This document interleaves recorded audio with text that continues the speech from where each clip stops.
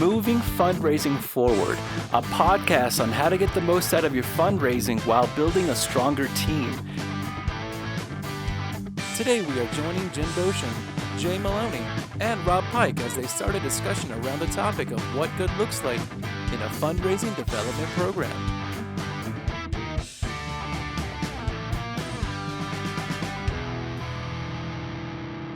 So good afternoon, gentlemen. Good afternoon. I want to welcome Robb Pike, JVMaloney, Jim Bocian, and we're here today, Moving Fundraising Forward, to talk about what good looks like. What good looks like. In relation to fundraising development and philanthropy. And it's a very large topic that we've kind of narrowed down a little bit, but I think as we'll talk about is elevations and perspective. Yeah. And I think that what good looks like, from an organizational perspective, from a management perspective, from a staffing perspective, all have different viewpoints and perspectives. And I think that when any organization wants to know what good looks like, what are some of the first things that they do? They look to KPIs. They compare themselves as to how other organizations are doing. And a lot of times it has to do with bottom line. Well, you're not raising $15 million, but they are. Yep. You're not supporting golf tournaments, and I'm seeing these guys in the news, but they are. So what does good look like? If you're a foundation that's operating, it doesn't matter what your cause is, how do you know what good looks like? So I kind of want to open up a conversation today around that topic of perspective. And again, it comes from a matter of altitude as to what you think good looks like. And I'll just kind of open that up. And I think altitude does matter, and being aware of which altitude you're looking at it from. I mean, that's a really important thing. From where am I observing this? And then I was thinking also, as you were talking there, Jim, and this tends to be the mindset that I find myself locked in, which is if you're the head development officer, the CDO, or the president of the foundation, so I'm going to be, a lot of what I'm going to be speaking about will be from that perspective. It's not the only perspective, which is among the other points. But if you are the CDO, if you're the person responsible for the entire development program, among the things that you're responsible for is to understand what's good in the eyes of your boss, what's good in the eyes of your board, what's good in the eyes of your staff, and to understand they're all different. And part of it, I think, then requires you to be able to step out of yourself and put yourself into the other mind. Not to lose what matters to you, but it does require you to know which altitude are you best engaged in, and whose point of view do you need to understand today? Because understanding your board, and also the fact is your board is a legal entity composed of persons, and those persons all have slightly different understandings of what good is. So we're about to engage in a conversation about the meaning of the universe. Well, this is a really important conversation. Yeah, and I just want to tail on something you just said, which is perspective, which is donor perspective is probably the most important of all the perspectives of what good looks like. And it's interesting, going back to organizations I've worked with in the past, is that in the inside, maybe we don't think it looks as good. But from the outside perspective, all is running well. You guys have an amazing organization. You're doing really well. But it goes to you're good, better, best. Internally, you're doing good. On the outside, they think you're doing wonderful, but you could be doing a lot better. So there's a perspective there, too, which is the good, better, best thing of where you're at. And I like this idea of the universe and why. You want to know why people will turn over development directors every 18 months? Because there's not understanding what good looks like. You want to know why you go through a different database or software every 18 months? Because there's not an expectation of what good looks like. And we live in this very strange place called the nonprofit land, where if you're in a for-profit, people have a sense of what good looks like. We've been doing KPIs for years in this sector. Here's what it looks like. And even if you're not right, you feel confident in it. In the nonprofit sector, well, since everybody's raised money, Good could be, well, we do bake sales because good is not spending money to make money. That's your board. You could be in the place where, listen, I'm the CDO and I'm going to focus on major gifts. Well, that's in direct competition sometimes with how your board thinks about it. So this idea of a universe, we've created this universe that's just not necessarily healthy. And so the value of understanding what good looks like and then getting people enrolled in that will actually make you a happy universe when you're working. And to that too, I think within a for-profit environment, if you have shareholders, you absolutely know what good looks like. Yeah, it's easy. Yeah, because you're getting opinion back all the time about that. And the feeling, and I think the big thing here is as we go through this, and when we talk altitude, right? The altitude is okay. Where are we going? That's the highest. What's the big idea? Where are we going?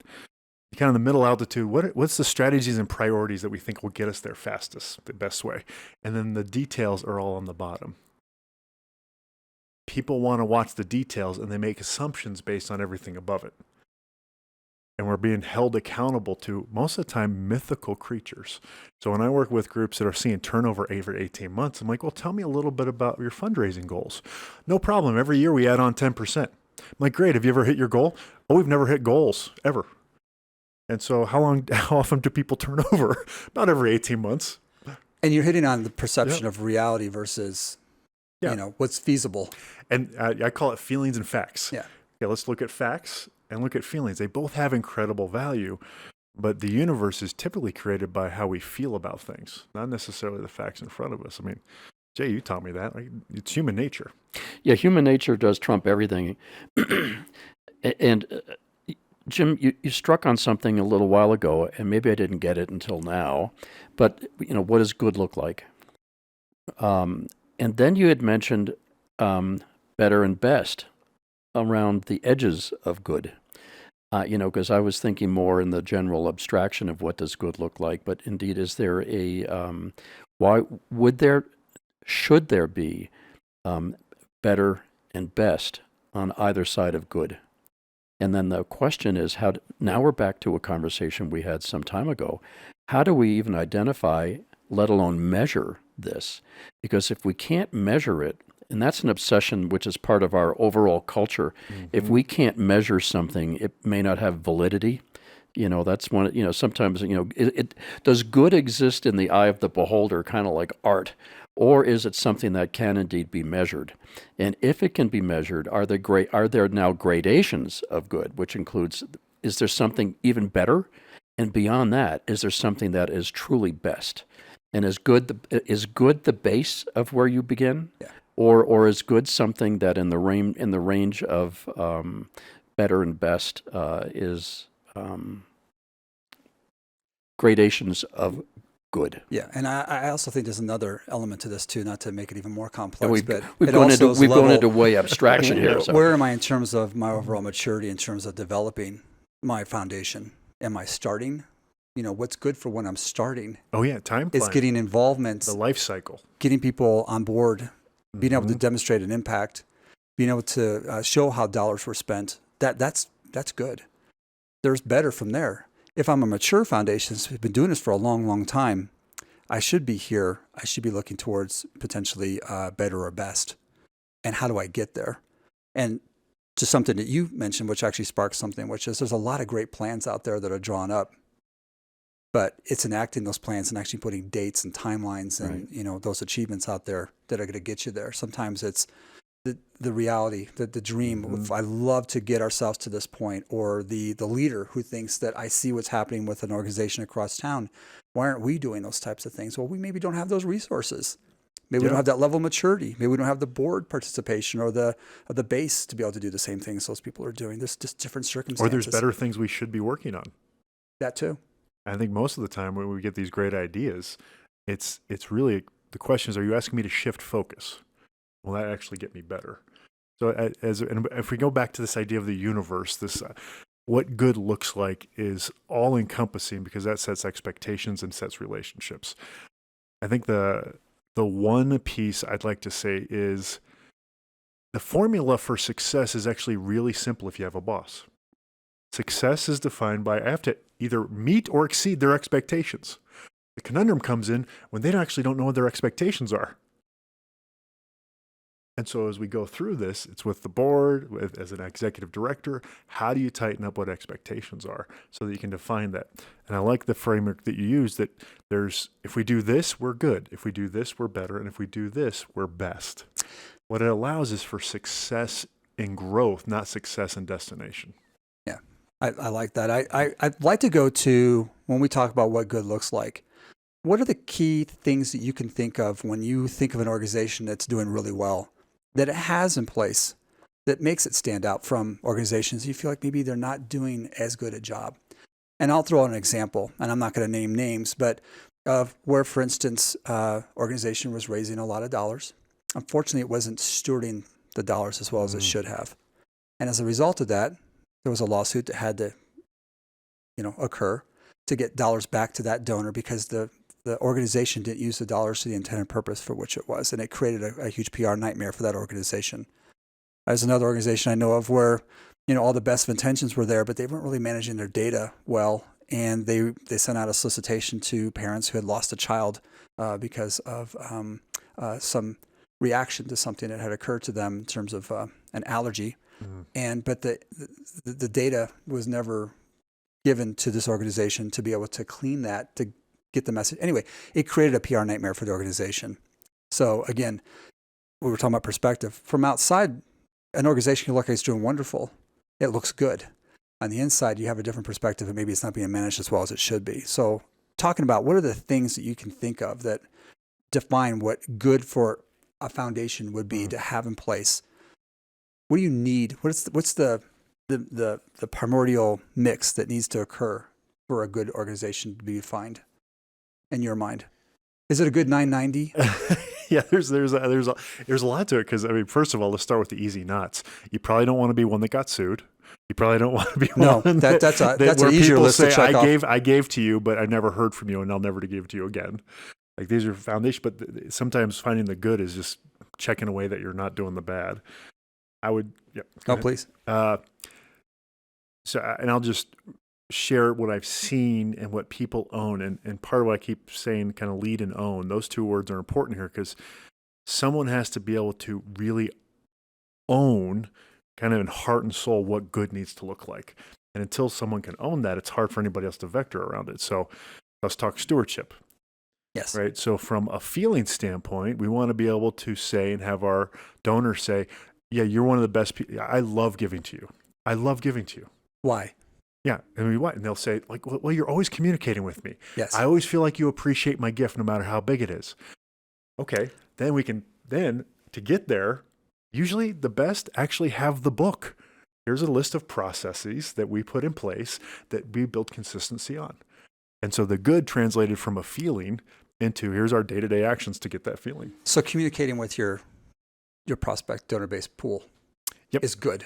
Yes. Consistency is huge. And then we'll get into the layers of this, like what you're communicating in terms of impact, quantifying what their donation was able to do. So being able to communicate is good.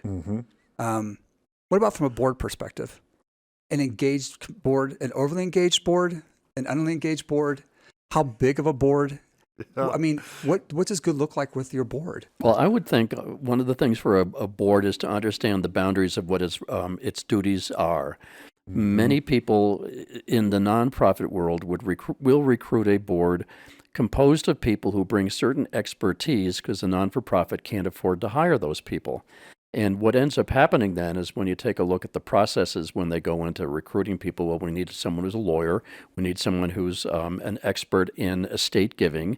Those are classic, decisions, as opposed to who is observing the organization's well-being, and from a fiduciary perspective, from as high an altitude as possible, where the board does not lower it. When I say lower, I'm not saying demean itself, but it stays at the right altitude. It stays at the governance altitude, and part of that has to do with who is the leader of the board, because sometimes someone needs to remind them of that. I will also rewind a little bit as to where the definition of good comes from. Peter Drucker, many years ago, talked about an American institution which is called the CEO. The CEO is an American institution. It doesn't exist. It didn't exist anywhere else. And the idea of the CEO is that is the one person who identifies what the outside world looks like. Mm-hmm. The CEO identifies the outside because there's a lot of it out there, but the CEO identifies this is our outside. Number two, the CEO identifies what's the information we need to understand our work. The CEO is the only one who can do those two things because otherwise it's a committee and they'll never come to an answer. So I think that's part of it, which is whether you call it the chief development, I mean, whatever you want to call the thing. But it's the number one person who identifies what is the outside, because there are non-for-profits that think the outside is only people who can give us money or only people who enjoy the kinds of or are touched by the things that we do. There may be many more subtle things in terms of what defines the outside, because now you begin to infill the information you need to deal with that particular outside. So I think that's a very important part of what's good. So you're thinking that good starts with the CEO? Yes. Because they set the vision, the expectations, the performance measurements. Basically, they're setting all the boundaries. And as you said, they're defining what the environment looks like, where we're going, why we're doing what we're doing, and they're helping to convey that and communicating that to everybody else. So good starts. And it doesn't mean that the CEO is correct. That's the other thing. I mean, there's no magic here, but there needs to be someone who knows where the heck we're going. Yeah. And a committee can't do that. And when you hire your CEO or your chief development officer, that should be the first thing that you demand is where are we going? Yep, clarity of destination. Right. Because that clarity of destination provides confidence in the process. And I'll say for people listening, there's two types of boards. Those that deal with an organization that has one or more staff and those that don't have any staff. They're fundamentally different, right? So a good board, if you have no staff, does the work, period. And so you hire and you recruit for that.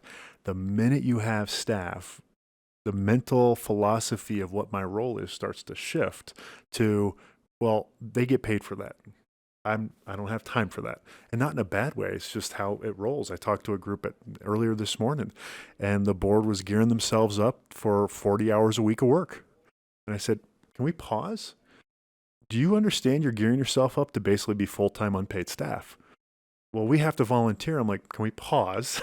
Mm-hmm. Because you actually think that'll work out 3 months from now. And it's a good attitude, just really bad strategy. And that's why I think as you think the CEO or some guidance, outside counsel, somebody needs to come in and say, okay, let's take a reality check because we're steamrolling what our feelings are telling us good should look like, not the actual facts of what good looks like. And that goes back to a little bit of our previous podcast around founder syndrome, which is I was thinking the same thing. Which is when you have a board at that level, it's that nobody else can do or convey our cause as well as we can. Sure. Or maybe raise funds as well as we can. Yeah. It's a matter of trust and hiring people that you can trust to do that same thing. But that's very interesting. I think that when you're at that level and you're engaging yourself at a volunteer level of doing those types of tasks, either you're just starting off. Yeah. I would the hope that's definition not of good's completely different. Completely different. I hope that's not a foundation that's been in place for 5, 6, 7 years. Maybe this is just getting started, and they need the resources to do anything until they have the funds coming in the door and they're able to afford the staff that they need to do that kind of work. Maybe there's a lack of funding to hire people. Right. I don't know, but I went back to that thing about the founder syndrome that you want to be able to relinquish this, and so I think it starts with the CEO. It moves to the board, and it's hiring a CDO who has that same type of vision. I think good then comes to the CDO. There's another piece of this. And there's no bad. This is unfolding really. There's no bad. I want to make sure that's mentioned too. There is no bad in this. If you have an operation that's still functioning, you're alive as a nonprofit. And in this world, there's so many different ways to get to alive. Exactly. It's just a question of do you want to get better? Right. And so as long as you're raising money and your organization is alive, you're fine. Yeah. Is it good? Not necessarily. But if you get better, you actually able to move a little faster and have a lot more fun and get more results. Here's another, there's a lot of definitions of good, right? And I think we can have fun doing this all day. But one of them is, what is the definition of roles? What is your lane? What is your position on, you can call it a team, that would be one way of talking about it, but don't step on each other. If you look at little children, really little children, when they're first being introduced, let's say to soccer, what it ends up essentially becoming is swarm ball. The ball is over there and the little swarm goes there until the ball pops out and then the swarm moves. But later on, when you see how real effective teamwork is, everyone knows their name, they know their lane and they know their job. And there is someone saying to everyone, you stop doing that because that's not your position. Now that is also a matter of good. It has to do with organizational rigor. It's also aspirational. If I'm starting off and we're all generalists because it's like That's all you someone's can got to reach take forward. out, the envelopes, Yeah, and the someone's trash. got to Someone's got to take out the trash. someone's got to do that. gotta It's aspirational that you get to a point where you can define your lane and say, you're doing this, your job's this, and we'll all do better being specialists and generalists and whatever that's going to be. And you need to know what you're doing. That would be good. You need to know what you're doing. When I was back in the day when I would be hiring people, among the things that were important to any position I hired is somebody who had either been on a team, such as a high school or a college team, that they had been on a team, or they had served as in an arts organization where there was a director or a coach of some sort, or they had been in the military. And the point of that is they knew people who knew how and had been coached before. And that's one of the things that people may not know. And in fact, the person doing the job may be more talented by far than the coach. It might be more skilled, more knowledgeable, but what a coach can do is keep perspective and keep everybody into their lane. And a good executive, is both the developer of the standards of the metrics and a coach, which is that you're dealing with real people, and sometimes you just need to say you're holding the stick too hard. Yeah. It needn't be more than that. Yeah. So to define, Please. if you want to know an organization that's good, within the first 10 minutes, they have clarity of role. Like you can just feel it. Well, what do you do here? My job is this. Well, how does that work with this other group? Great question. Their job is this. Yeah. Here's how we interact. And this, when you said the soccer swarming, there is again, the nonprofit universe is different. We believe in collaboration over hierarchy. What good organizations have is clarity of hierarchy. Okay, here's roles and goals, who the bosses are and who they aren't, who makes decisions and what decisions those are. And I think oftentimes we try to believe that leadership and hierarchy are the same thing, and they're not. Leadership, I will follow you. Hierarchy, you're the boss. I follow the power alignment there. So to define it, you want to know if people really know their roles and goals. You will find out in 10 minutes or less. Any organization you work at. There's an actual versus inferred leadership. Mm-hmm. We are getting somewhere here. We really are. A few episodes ago, one of the things we talked about was what's expected of me. Mm-hmm. And many executives do not know how to give that answer. They don't know because the they answer. don't know the answer, and that's because they haven't reflected on what that even means. And that what they end up doing frequently, and again, this isn't for everyone, is that they look at numbers and they look at reports, and or they look at also personalities, but they really are not clear in what's expected of everyone in that position now. And it does change, but but going back even further, it requires an executive who takes time to think about what the heck they're doing. And a lot of executives are too busy doing something than spending the time understanding what's being done. Yeah, particularly in the nonprofit space, you're not staffed by 5 people. Yeah. Right? You've been doing and you keep doing, and it's almost wrong to take time to think. And I'm working with a couple groups right now. Getting the executive to focus to help define what good looks like, that someone has to. And the executive might not be able to get there. So I'm like, okay, you're the CDO. You have to actually force them through this concept. So now you're talking about something about investment, which is do you need to invest? I'll pose a question.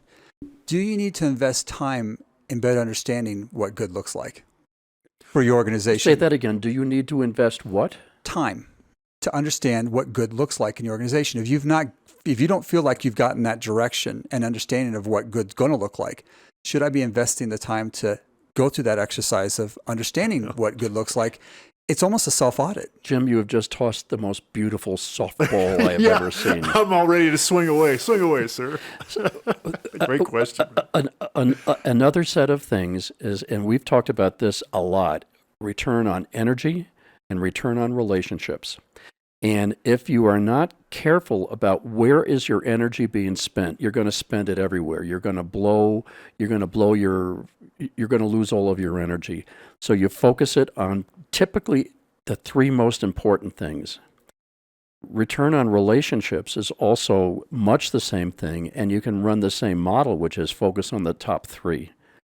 Most of us can't really do very well beyond three good things.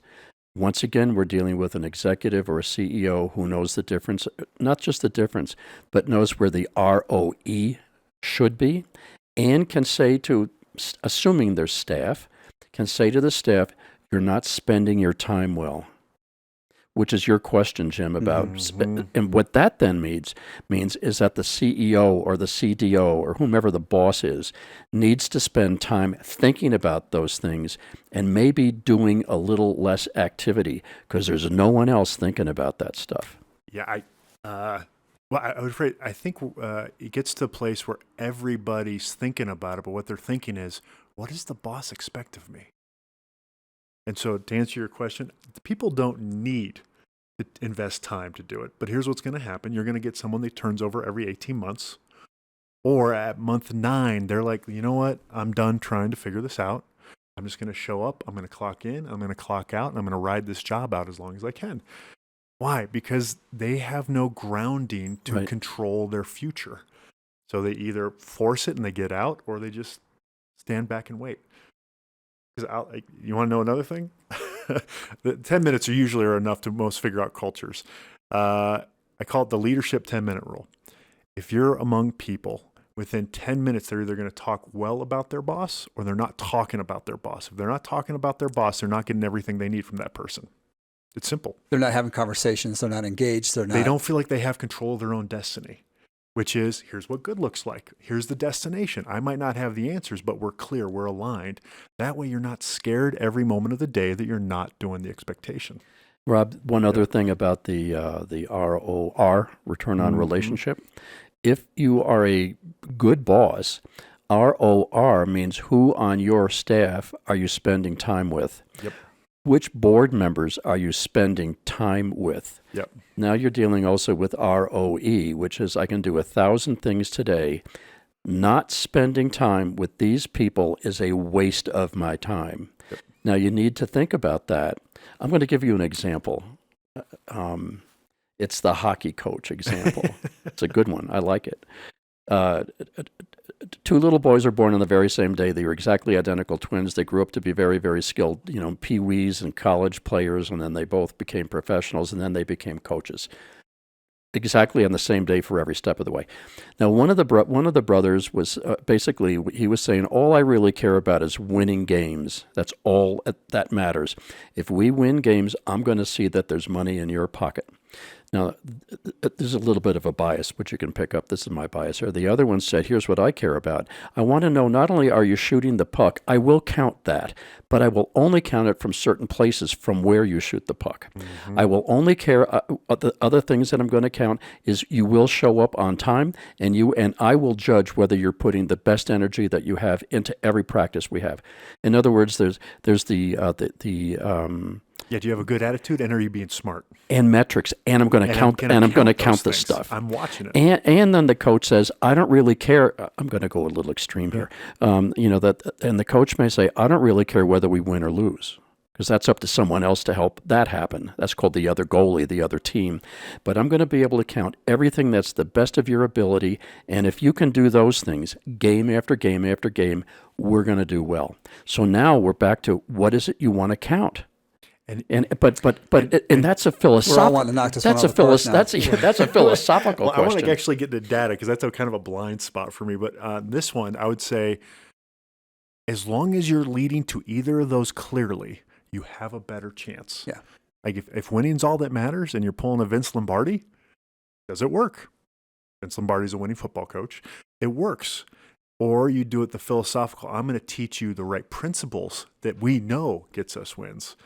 As long as you're committed, you're giving your team a chance to actually be good at what they do. Adding to that, because Yeah. we're almost done on the metaphor here, or on the example, was that which then the coach then says these are the things I will count, and I'm going to watch them and I'm going to count them, and I have somebody I'm paying money to count them there, so you can't sneak away from this.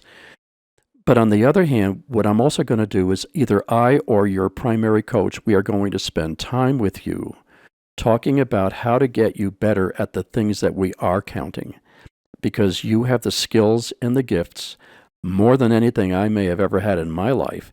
But we're going to find a way to get you better because ROR, return on relationship, matters now. So now we're back to good. It's a spectrum of things. So let's go back up. Yep. So good CEO, good vision. Good starts with the CEO. Good also is within the board who can allocate out those responsibilities to staff. You get to the CDO, and we're defining a little bit more about what good is there as defined by the board and the CEO. A lot of that has to do with KPI measurements and things like that you can put into place. But going back to kind of your analogy a bit about coaching, people that are coachable, people that can coach, is that once you get a good team into place, you kind of let the game happen. And people, if they're in their right roles, will be able to go out and perform shots on goal, be able to pull in the gifts, the relationships, to be spending time in the right places. So I'm going to go to a question around good in terms of staffing, which is when you're looking at staffing, a lot of that's measurement based on, our expectations are that you're going to be able to perform these types of things over the next year. That will define good, better, best, which will help achieve the CDO's goals, which help achieve the board's goals, which help achieve the CEO's vision. Here's an example of what a good board member does during an interview with a CEO. Only an example. This is not the only way to do it. Tell me how many failures you had in making judgments. Because every one of, and what did you learn from them? Because what I want to hire right now is someone who has a long list of failures from which you learned. In other words, I'm hiring your judgment. And judgment doesn't show up out of a certification program Or a to kind of go resume. where we want. Yeah. Or a resume, Yeah. right. And if I were to banner what good looks like into a concept of hiring, people that are good at hiring don't hire the person. They hire to the way they think good work's going to happen. So it's basically they hire to their playbook, right? So if we go back to, let's take, we'll do sports, but I'm a big band person, right? So if I believe I'm a jazz guy, I don't go hire out some person that doesn't know jazz, even though they all both play trombone. I'll challenge you on that one. Yeah, go ahead. I think one of the qualities of a good leader is admitting what they're not good at. But I agree. But but they're defining not what they're good at. They're defining what they think good looks like. Oh, I understand. Yeah. Your playbook. I know where Yes. you're going on. Yeah, it's that you have the ability to be able to say, I'm going to surround myself with people who know things, maybe more than I even know. Who do it better than me. And maybe do it better than I do. Right. And I think that, and good is being able to recognize that. And I think failure from that perspective of you going through the interview process and saying, I want to hear some of the failures you've experienced in your life and how you've learned from them.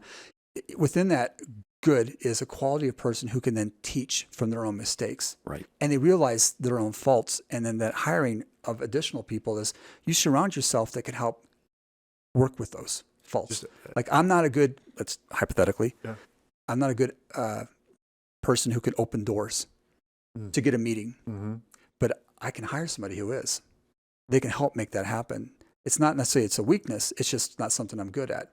I'm not good at visually seeing the logic behind segmenting my fund code structures because I don't see the opportunities that it creates now for me to grow my organization over time and maybe integrate myself with a much larger system down the road.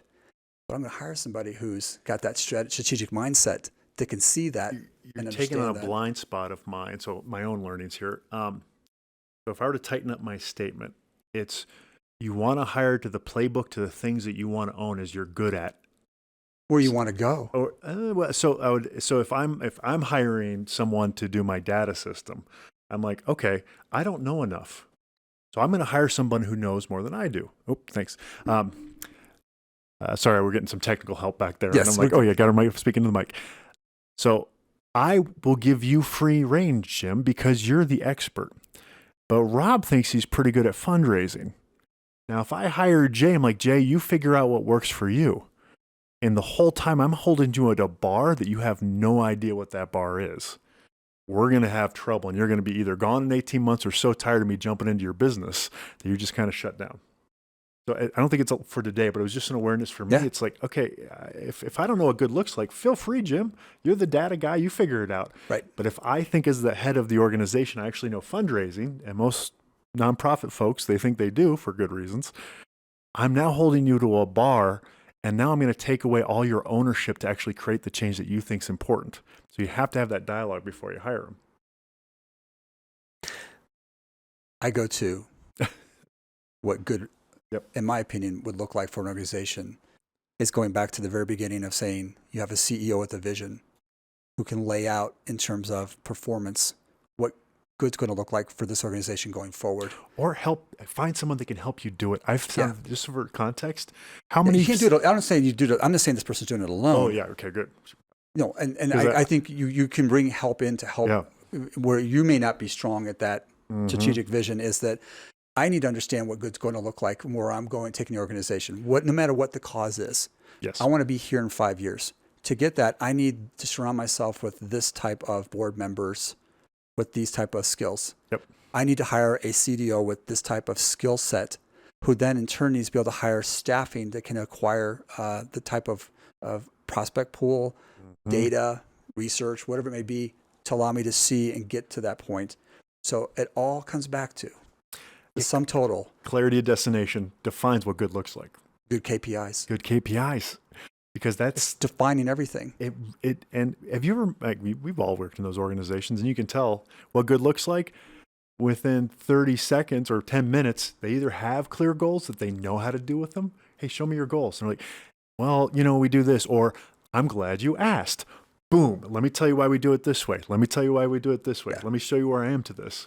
Because good is, my last little piece is, if I'm in my meeting, my 10-minute meeting with my leader, and I'm not able to talk about what happened in that meeting, I probably don't have, as you mentioned, those clear expectations and defined KPIs. Yeah, I might feel like you're doing a good job, but that's going to linger over time until it's like, now I've got facts that tell me you are doing a good job. One of the things, too, about the KPIs is that a good CEO at any particular level also does need to be a reasonable coach to the next, at least the next tier below.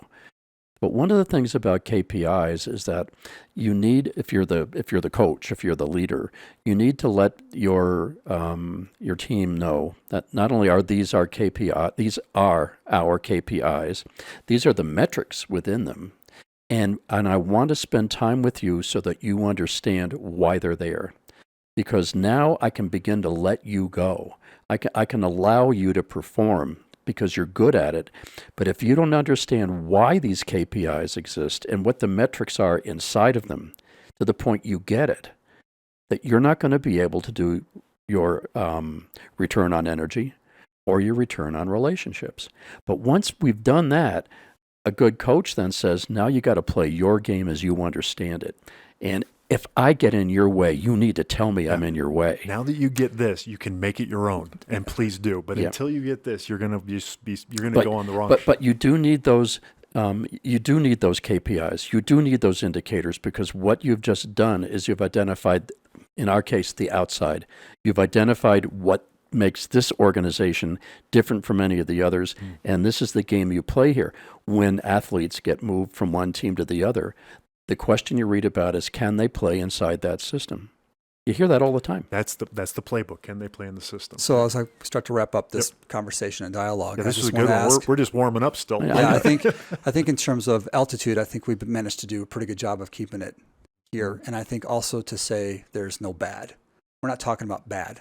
We're talking about ways in which you can improve an organization, things you can look to help define what good is. And if you haven't thought about good for your organization or for your work, then this is an opportunity to kind of engage that thought in ways in which you can look further into it. So I want to give you the chance to be able to have your thoughts around, as we close this down, what you think good looks like.